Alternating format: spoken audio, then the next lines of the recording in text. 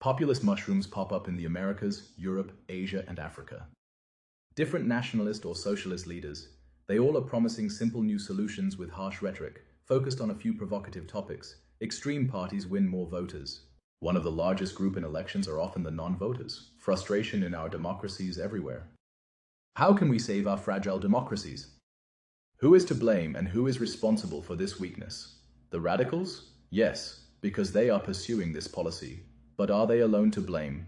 Can they be blamed for seducing the people when the true Democrats are not pursuing good policies that convince the voters? Democrats and moderate parties lose credibility and trust.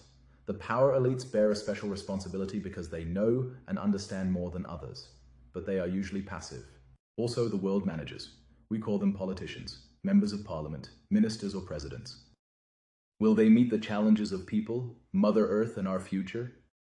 No. The facts speak against it.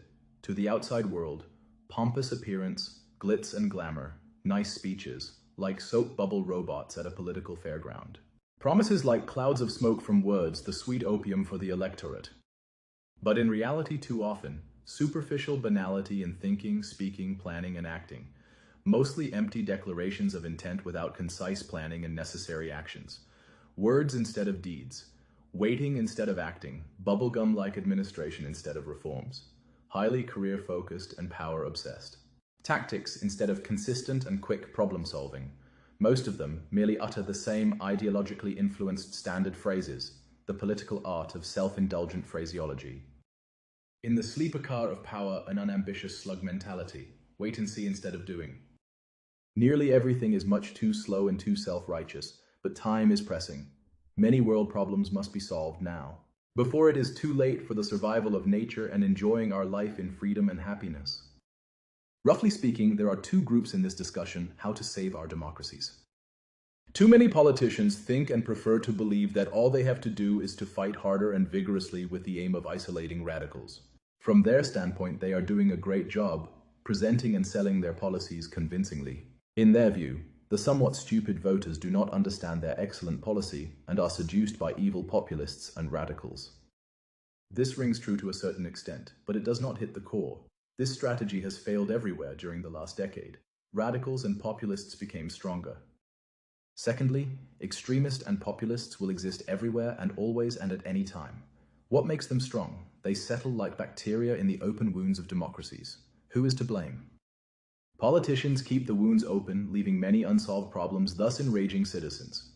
It is the ignorance and incompetence of too many politicians who, through naive and ineffective policies, make radicals important and big.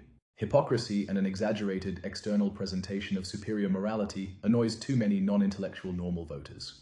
No convincing authenticity, but rather plastic PR art personas. Opportunism and talking after the mouth. Hidden contempt for the common man and woman. Ignoring the problems and the realities that are troubling many voters. Ideological dreaminess. Isolation in a power bubble with no grounding. This tsunami of frustration makes populists popular. Therefore, a solution could be obtained only through a fundamental reorientation and improvement of policy. We were impressed by Dr. Buzz Aldrin's extraterrestrial vision from the moon to our Earth at a meeting in Buenos Aires. He told us, on the surface of the moon we could look back and see the Earth, a little blue dot in the sky, a brilliant jewel in the black velvet sky. We need the ability to explore, understand, and then react positively and with motivation, not defeatism. Negativity gets no one anywhere. When you believe that all things are possible and you are willing to work hard to accomplish your goals, you can achieve the next impossible dream. The Apollo 11 astronaut told us, "We started with a dream. We can do these kinds of things again.